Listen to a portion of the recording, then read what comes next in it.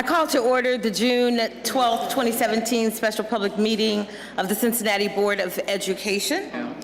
The board is required by Ohio Revised Code 5705.30, public inspection of budget hearing notice submission to the county auditor, section 5705.281, to hold at least one public hearing on the budget.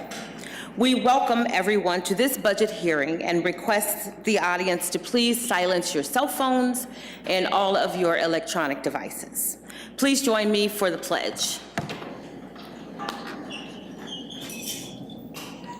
Pledge allegiance to the flag of the United States of America and to the republic for which it stands, one nation, under God, indivisible, with liberty and justice for all.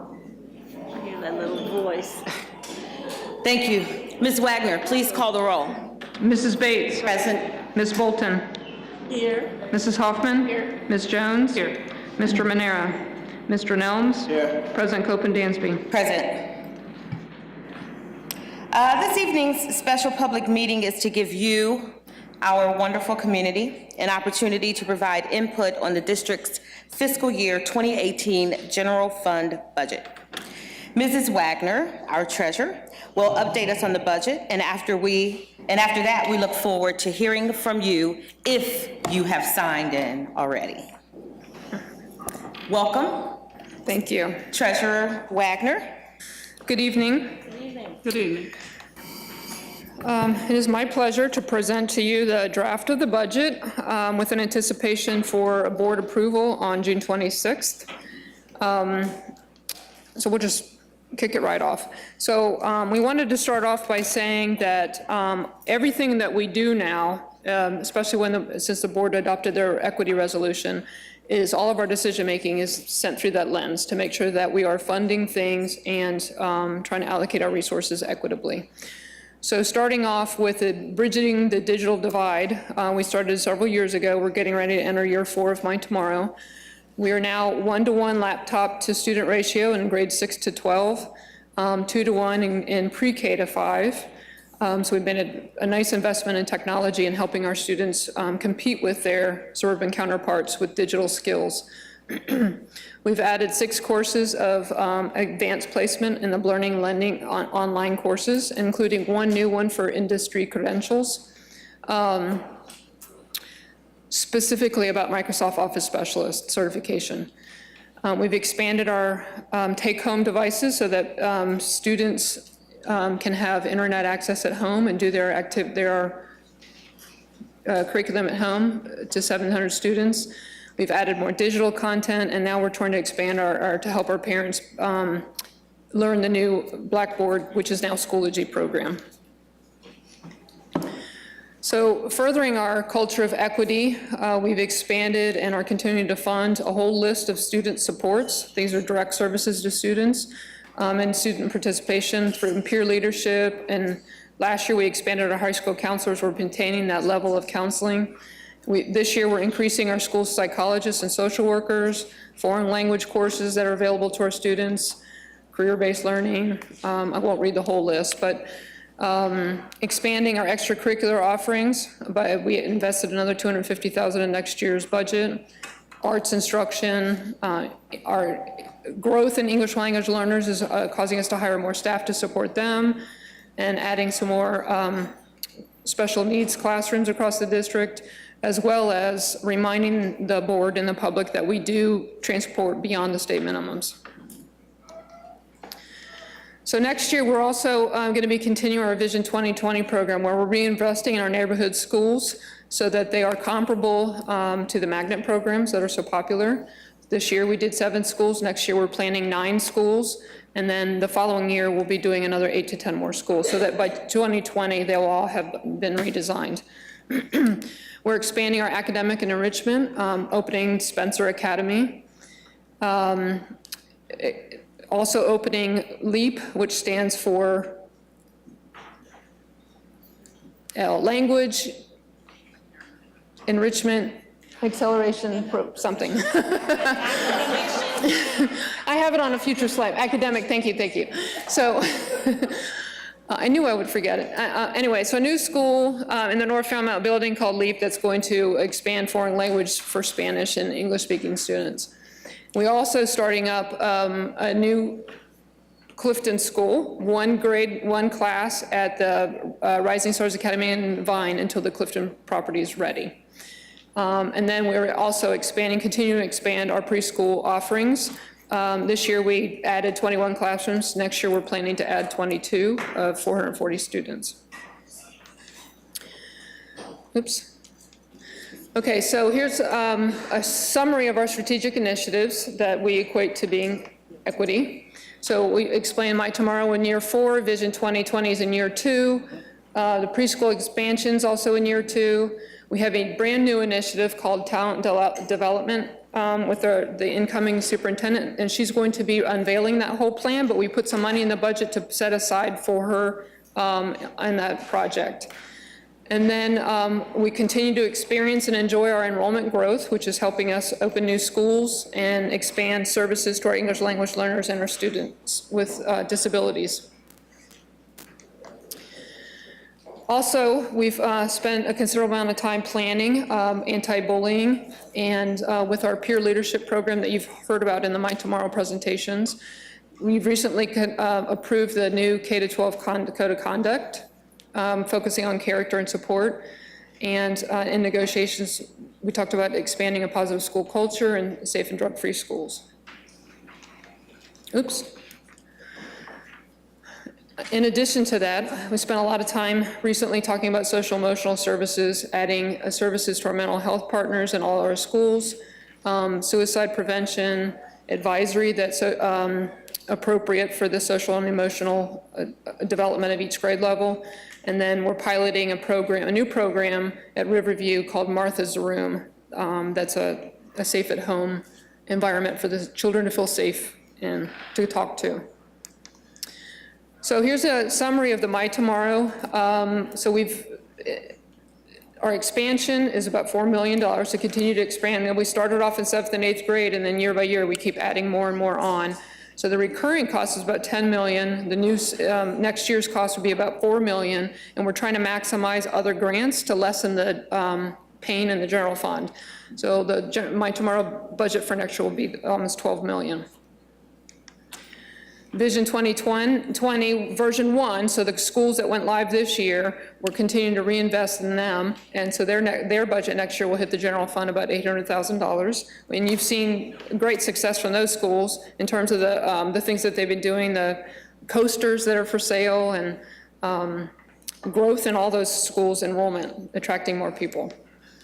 So the next version of schools that you've approved for the curricular department to move forward has a wide variety of programs and also some startup costs that are associated with that in addition to expanding services. So the general fund will support $1.4 million of that investment. Here's a summary of our preschool expansion. So we've been able to add classes in some of our existing buildings as well as creating some new ones at LEAP and Carthage. And so 22 classrooms would cost just for the school budgets $2.7 million. Okay, now I revised this since last Wednesday because these are the administrative things that we're having to do to support the expansion in preschool over the last 2 years. And so we're adding an accountant. We added a curriculum manager this year. I'm sorry, preschool manager this year. And the early childhood department needs some additional staff to help support the families that are enrolling. And then the next section under student services represents the diagnostic team that needs to expand. We need to add a whole new diagnostic team because of the projected increase in students across the whole city, not just in the Cincinnati Public Schools, but in the community providers, that when pediatricians refer these students for review, the diagnostic team has to go out and serve them according to federal law. And so, but having a conversation with the director of special education, they agreed to delay hiring that 4th itinerant teacher until 2nd semester to help. They wouldn't need all 3 of them, then they were going to add the 4th one. So that lessened that budget by a little bit.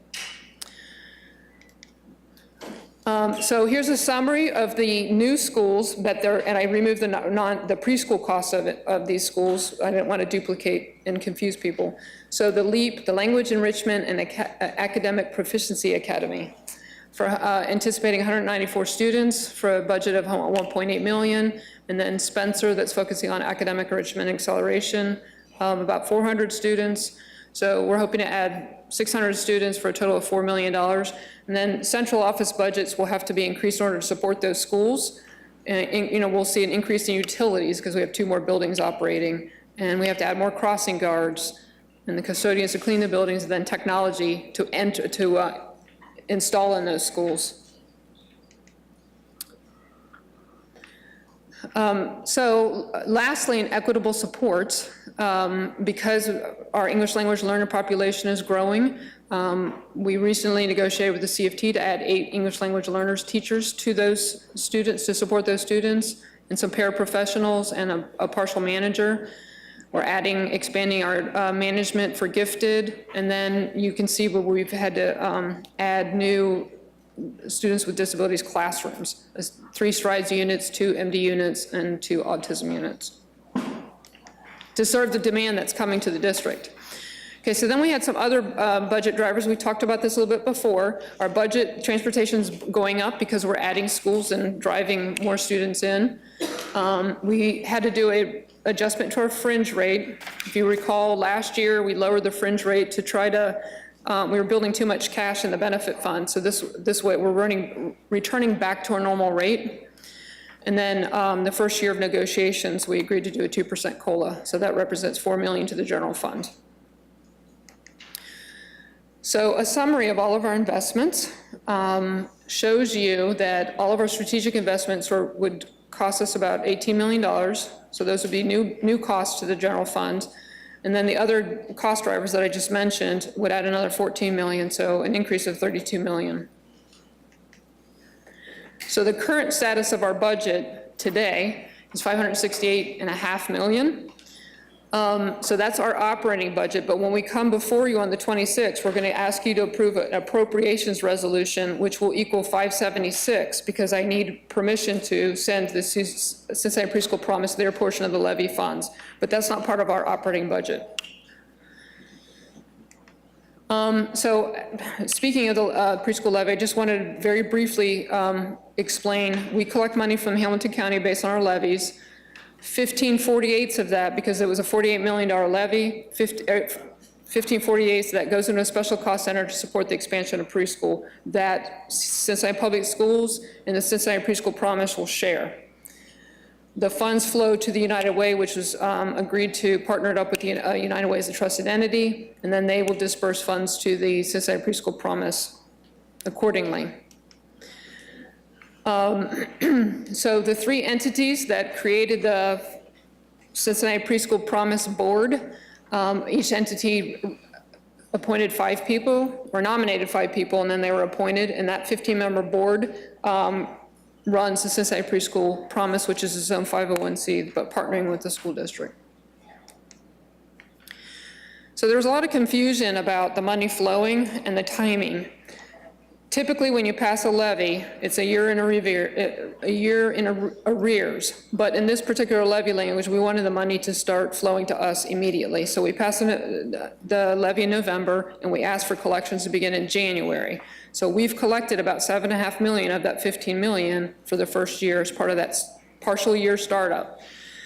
Property taxes are on a calendar year. We're on a fiscal year, June 30. So we signed a 5-year agreement with the Preschool Promise, and so the timing shifts. So they're kind of reserving some of the early collections to help pay for that last year. We'll only get a half-year collection because we have to pay for a whole school year's worth of stuff. So the budget that we were shown represented about an 18-month budget for the first year, which includes their startup costs. And so they showed a budget of $14.5 million.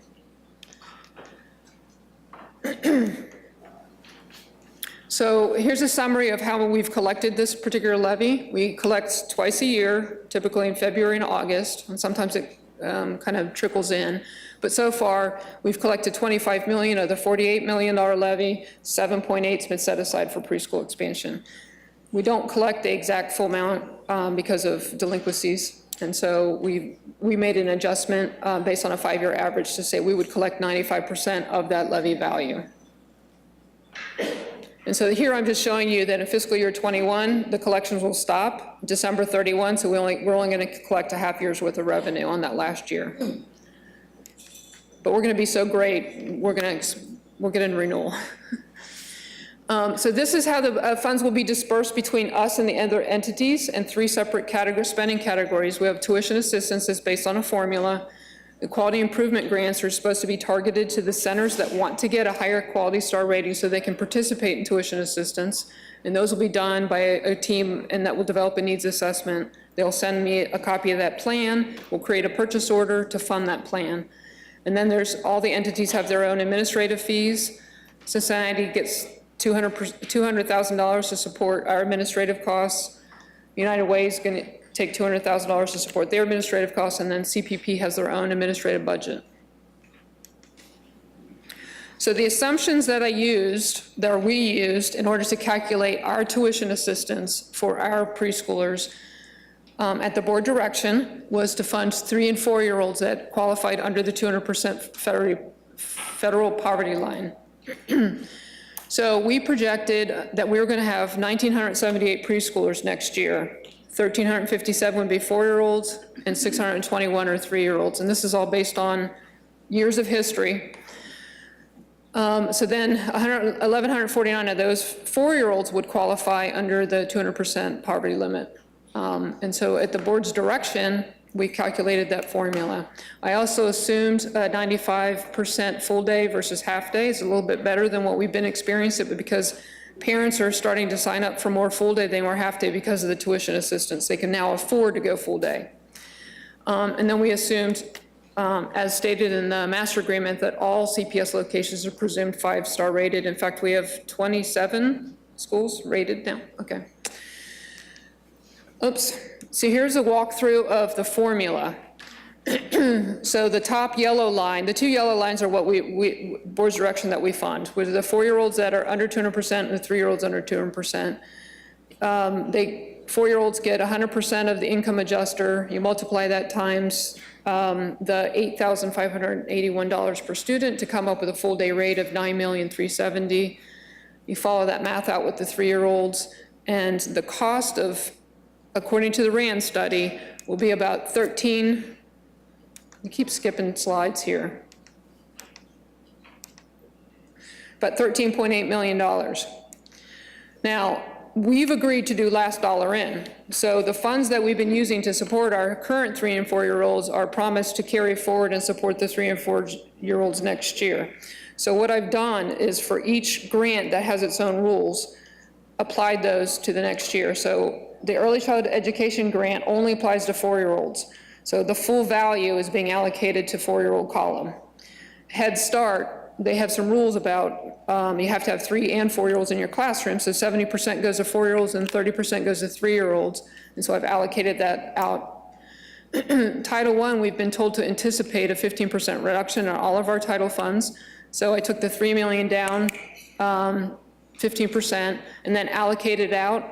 Because the 3-year-olds don't get Head Start money, we're giving 70% of the 3-year-olds Title I money and 30% to the 4-year-olds. And then in the preschool IDEA B, it experiences about half and half between 3- and 4-year-olds, so I just allocated it out evenly so that we have agreed to maintain those funds. I then reduced it to 98% because the children that are under 200% represent 98% of the 3 and 4 population. So the other funds, the other 2% have to go to the other kids that tuition assistance isn't supporting. So in summary, the cost is $13 million. We're gonna maintain almost $8 million of other funding. So our tuition assistance would be about $6 million from the levy money. Add the $200,000 of our administrative agreement, and the cost of that special education diagnostic team for a total of $6.9 million. And that represents about 47.7% of the whole levy. So where are we today? We've been able to complete our reviews and our workshops and some presentations. Today is the last of the public presentation, and we'll be seeking board approval on the 26th with the budget that's attached to your sheet and through the appropriations resolution that we have to do for next year. So with that, I'll open it up to questions. Thank you so much, Treasurer Wagner. Do board members have any questions or comments? Ms. Bolton? Just to be clear, last Wednesday, when you presented the amount of money that would be coming to CPS out of the 48 million levy, what's the difference between what was the total Wednesday versus the total today? Right, so on Wednesday, I presented priority 1 and 2, which was all the 4-year-olds up to 300%. And that was $1 million less. So it went up $1 million when you went just to the 3-year-olds and the 4-year-olds under 200%. Okay, and then also, if I might, then there is a slight reduction in the student services diagnostic team. Yes, that was because the 4th itinerant teacher would only get hired halfway through the year. Good. And that the diagnostic team does not only serve CPS preschool, or do they serve a wider universe than that? Well, we have 2 diagnostic teams that serve students now.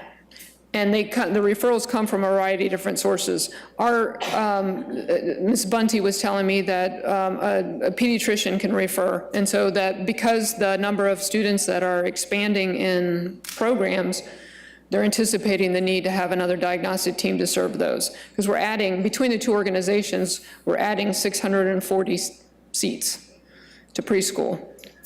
Okay, but are those only CPS preschoolers, or are they preschoolers and CPS and other programs? If I'm not mistaken, and I'm not an expert, but my belief is that the diagnostic team is going to be would be focusing on the non-CPS kids, the private providers, because we already have diagnostic teams to support ours.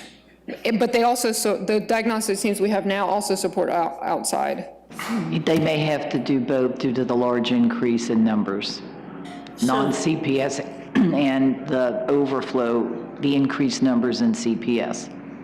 So if I might, then that $800 and some thousand is also serving non-CPS. Definitely. So it shouldn't be attributed as only our cost. It's a service we by law have to provide, or is that my understanding? Yes. But it isn't only for our children. Is that correct or not correct? That is correct. My understanding is the majority would be served by non-CPS kids. Okay. And the community really doesn't know that we are in that role of serving non-CPS kids. Yes, we have itinerant teachers who go into private daycares all over the city, into homes to serve children with disabilities, starting at age 3 throughout the city. And then also those folks that are the private providers, and the reason we've done all this is for our families to have as much choice as possible. And none of us can do this alone. But you mentioned that we are committed to doing last dollar in. So too are the other providers, if I recall correctly. That's their last dollar in too. Correct. Okay, and then finally, we still, maybe administration has, but I haven't seen the numbers of the non-CPS providers yet. So we sent the request last week, and we haven't had answers back yet. Yep. Thank you very much. And I do remember, I failed to mention that Ms. Bunty sent me some data. So out of the current year experience, I think 127 of our kids went through the diagnostic teams, and 108 of the non-CPS kids went through. So out of a total of 230 kids, about almost half and half of the current team. Well, so that's what she used to project that we needed another team. Gotcha. So there's history, statistical history in those projections. Then I guess just as a comment, I'm very pleased, and I know the whole board was unanimous about wanting to serve both our 3-year-olds and our 4-year-olds, and certainly Rand said that's where you get the greatest benefit for the children. And I think Ms. Bates spoke eloquently about if you don't do that, there could be constitutional issues, if you will, and plus that Head Start really insists on it, and certainly CPS is built on it, serving both 3-year-olds and 4-year-olds. So this is, thank you for making those adjustments. And certainly that's the message we carry into any further discussions.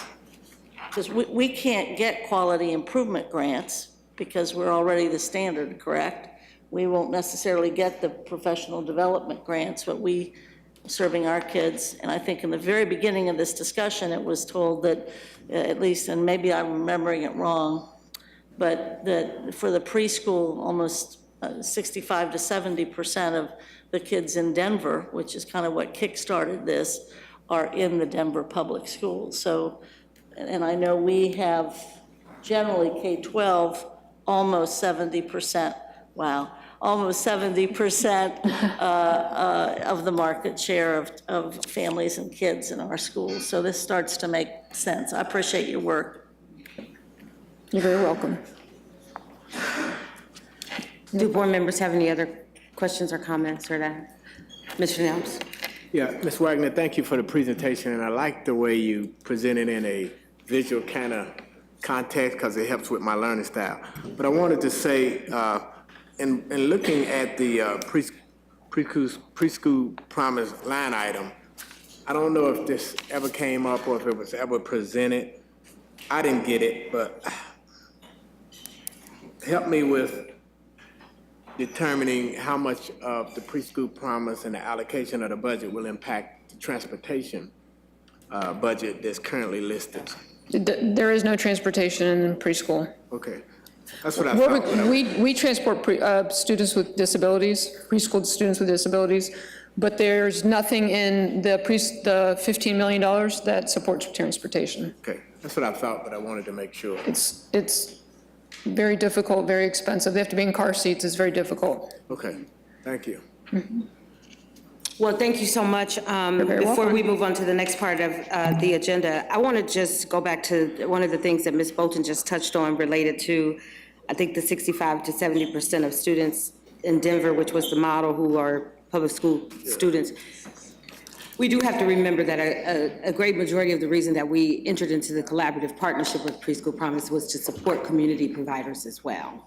So trying to figure out how we balance that and do what's best and what the community asks for, I think, is the task before us. A couple of the things that I noted in the budget that I'm extremely excited about is the whole social emotional support and how we're putting money behind that. I heard you say that we will have mental health in every single school, suicide prevention, anti-bullying. We know that we're dealing with those things. And the blended learning, which is really preparing our students for the real college curriculum, after high school. And two, super excited, the third thing is about the family and community engagement and intentional opportunities for us to engage with the community. So what I want to do next is hear from the public, if that's okay. Yep. So for those of us in the audience who have signed up, each speaker has 3 minutes, and Mrs. Wagner is the timekeeper. When the timer goes off, your time is up. We would ask that you please refrain from discussing any personnel items. When your name is called, please come to the lower podium.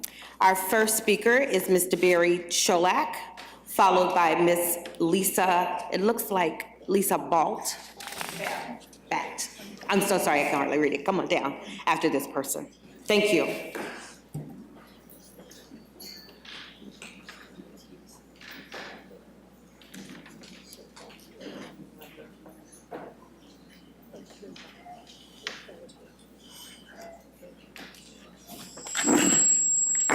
Good evening.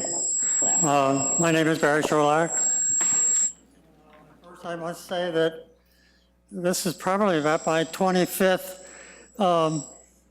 budget hearing that I've heard over the many years that I've attended these things. And I must say, it's one of the best. You did a very good job. It's very clear. It's very concise.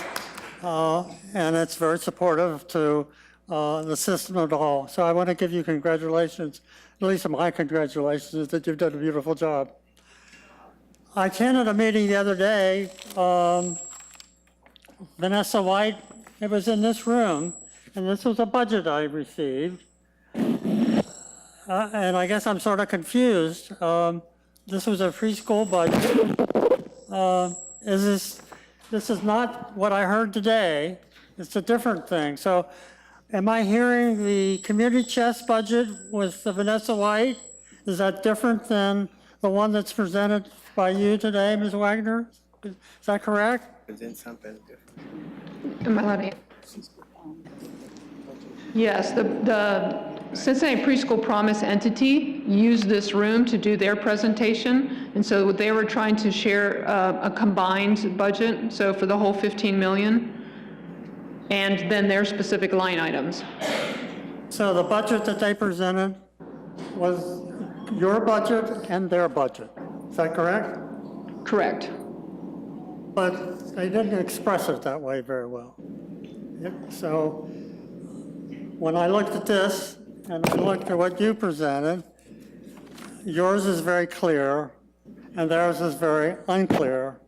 And I came here because I was very unclear about what they had presented, and it really confused me. But I guess what you presented is a joint budget for both. Because we are the fiscal agent, we're responsible for collecting the $15 million set aside for the preschool levy and then allocating out to the different entities. And so it's $15 million a year. Some of CPS will get some of it to support their preschool expansion, and then the Cincinnati Preschool Promise will get some of it as well. But to understand the overall budget would be to listen to your budget. Is that correct? No, they have their, I have to listen, okay. Do I have to listen to two budgets? Is that correct? yes, and just to remind you And how that, do I push them together? How do I know that theirs and yours are not either overlapping each other or not overlapping and need to overlap? So how do I find that out? How do I understand that? Yeah. I'll be happy to sit down and walk you through it. Well, I would like to suggest that our treasurer perhaps spend some time with you to go maybe line by line to help understand how they go together. but you know, I'm fairly able to comprehend a lot. Yes, sir. So if I can understand it, how do you expect a lot of other people to understand it? And sure, it'd be very nice for her to sit down and explain it to me. But what I'm concerned about is that the general public understands conceptually what's going on about this. That's what I'm concerned about. So meeting with Ms. Wagner is a very nice idea, but that doesn't meet what my needs might be. But let me just say one other thing that I noticed in either budget. There's neither one of these budgets propose any kind of tracking system. That is, we've said that preschool really works, that children who go through preschool perform better later in life. And I think the only way you can determine if that's really true would be to do some tracking. That is, to measure year by year by year, so that these children who will go preschool, when they go into the first grade, second grade, third grade, show that they are ahead of others. So I think there needs to be something in either both budgets to do some tracking. Yes, sir. Superintendent, you had a comment. Yes, Mr. Scholag, it is a great idea, and the state of Ohio gives a kindergarten readiness assessment to every kindergarten child within their first 30 days of entering kindergarten.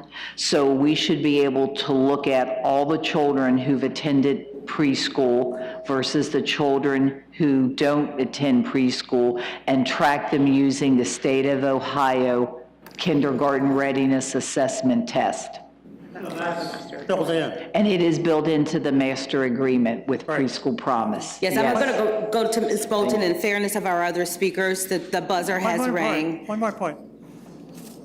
You seem to be losing a lot of not trying to reach out to get private people to support, like tuition.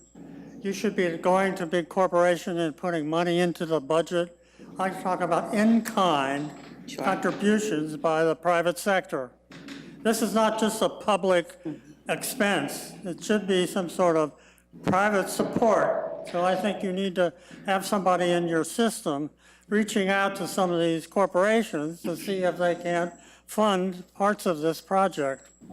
Thank you very much. I'm sorry. Ms. Bolton? I would say the follow-up to that question, Mr. Sherlock, I think in both entities, both CPS and also in the Cincinnati Preschool Promise commitment, there is a commitment to go and seek grants and private funding. And I know that that's going to be an effort on both our parts. And then the budget piece is a little confusing from a standpoint that there is a Cincinnati Preschool Promise Board that is specifically responsible for their portion of those $15 million.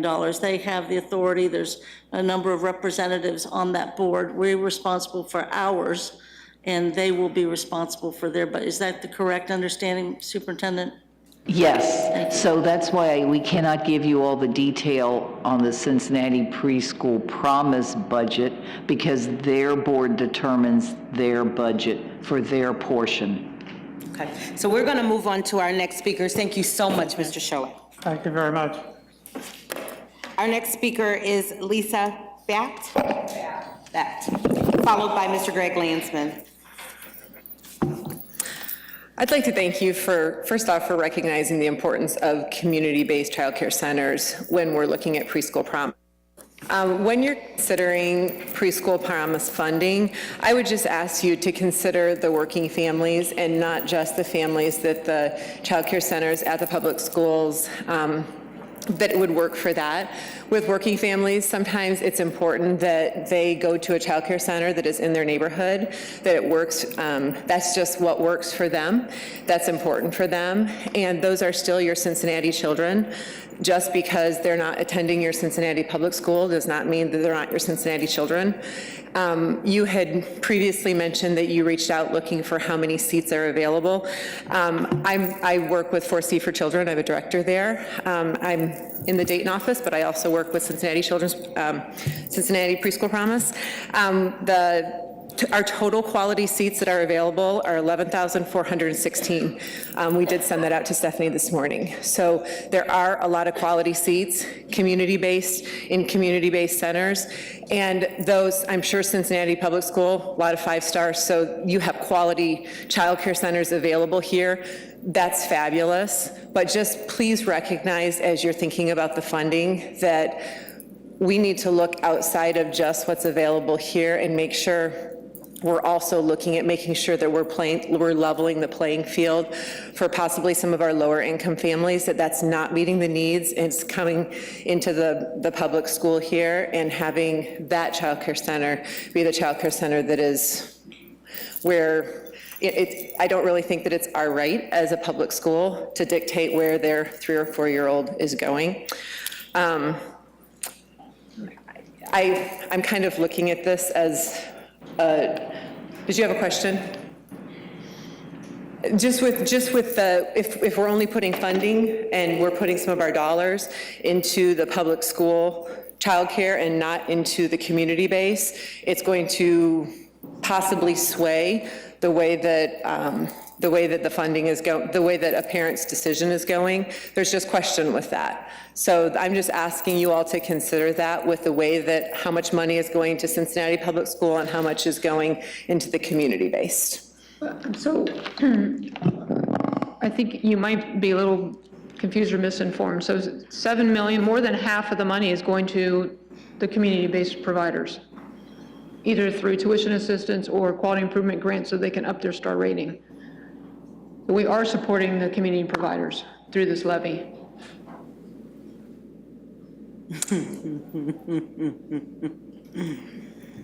Okay, I'm just going to ask that you please continue to consider the community-based centers. There is definite concern with that that we're looking at our public school child care centers more so than we are the community-based. And there's a lot of families that need the community-based. Thank you so much. Thank you. Our next speaker is Mr. Greg Landsman, followed by Ms. Terry Alexander, followed by Craig Rosen. Good evening. Good evening. So a year ago, almost a year ago, there was a great meeting of the minds. The Preschool Promise folks came together with this board, and a shared vision was developed, and it led to an historic levy and a proud moment for our community. The Preschool Promise has and always will be about children and investing in a system of high-quality preschool. And as leaders of this Preschool Promise movement, many of us are here tonight to encourage you to do everything in your power to support and empower this new Preschool Promise board and staff to work together now on a shared budget where people can understand, because it's a single thing that you all came up with together. Part of that means working with them to ensure that our community providers can and will participate, particularly the single-site programs that get left behind even though they serve literally thousands of our children. A system of quality preschool that's inclusive of all of our community preschool assets is the only way to serve the number of children we all want to serve. We can do great things when folks work together. We have proven that. So let's do it again and work with everyone involved to get the Preschool Promise up and running, so everyone is in agreement, on the same page. There's a shared budget, shared vision, and do things in a way in which we promised people we would. Thank you. Thank you, Mr. Landsman. Our next speaker is Ms. Terry Alexander, followed by Mr. Craig Rosen, followed by Mr. Bill Muse. Good evening. Thank you for allowing this forum. I also am an employee of 4C for Children, but I'm actually here today as a lifetime public school student and supporter and a taxpayer. And I walked door to door to support Preschool Promise and was involved in a lot of the early meetings as trying to understand and make sure I understood the Preschool Promise portion of the levy that I supported for CPS. And the confusion that I have is the flow of the levy funds, because my understanding from the very beginning was that the Preschool Promise portion, the $15 million that the taxpayers approved, was going to go through an entity that was going to make sure that it was equitable as far as distribution. And what I'm seeing and what I'm hearing is CPS is taking their part right off the top. And I'm excited. One of the schools that's being expanded is in my neighborhood in Carthage. I'm excited about that. We need a school in Carthage. Ours got closed. So the expansion's important. The public school preschool programs are important. The slots you're adding for additional preschool children, 440 children, is very important, but it's a partnership. And the community-based programs, the family child care providers, the centers that are out there getting quality rated, that are working harder to provide quality care for families and children, are options too. And it looks like we're gonna take our cut off the top and you guys get what's left. And that's not what I voted for. I know you got another levy coming up this fall, and it's gonna be hard for me to stand up as a taxpayer and go out and support it if I can't trust you to do what you said you were gonna do in the beginning. I do need to mention that this is all spelled out in a 20-page master agreement. I know, a master agreement that was supposed to be worked on earlier this year, and it has taken months because you guys have made it as complicated as possible. Thank you. Thank you. Our next speaker is Mr. Craig Rosen, followed by Mr. Bill Muse.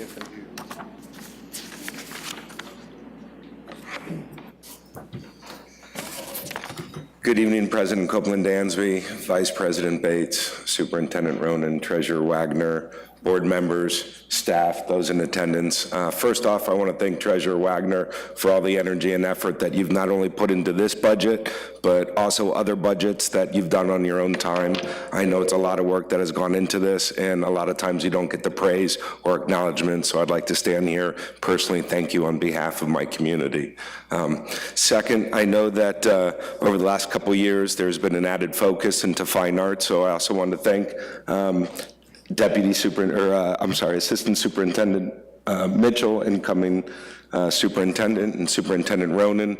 Today was very instrumental for the fine arts programs at Cincinnati in that they launched their inaugural CPS Summer Jazz Academy.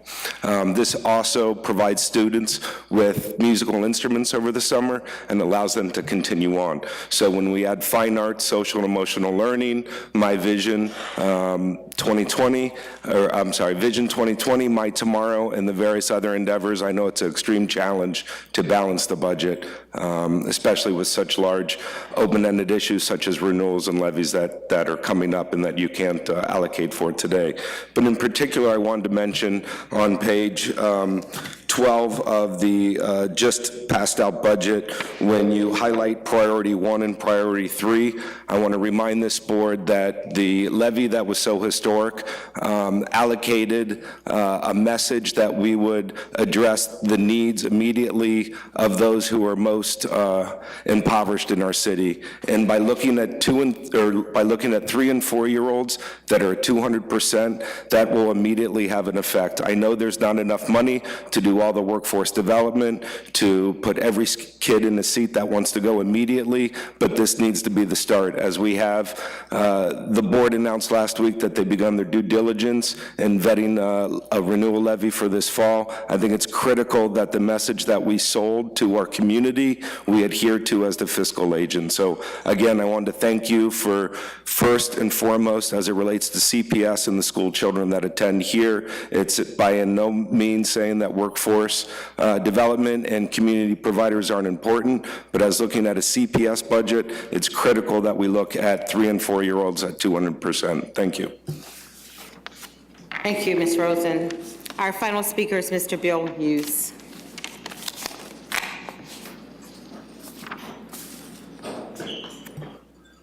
I served on the Preschool Promise Steering Committee as a representative of the Cincinnati Association.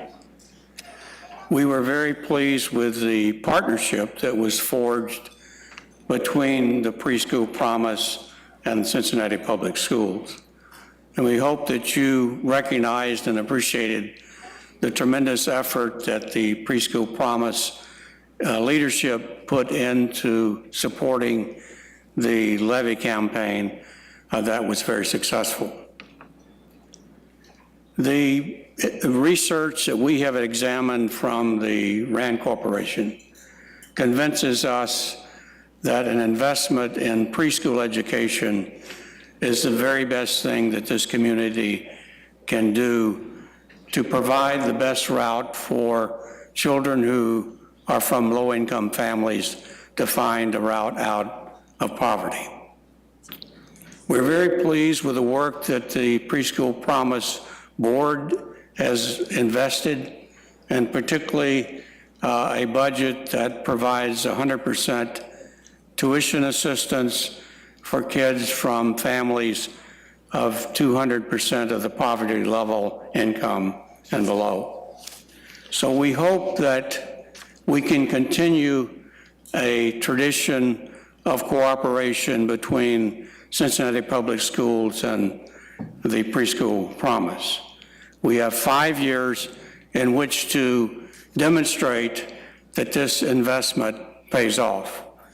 And we hope that at the end of that 5 years, we have very convincing evidence to that effect so that a renewal of that levy will be not easy, but certainly possible. Thank you very much. Thank you.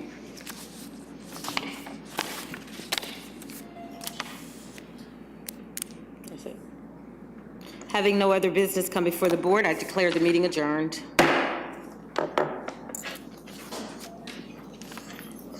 I call to order the June 12th regular meeting of the Cincinnati Board of Education. I want you all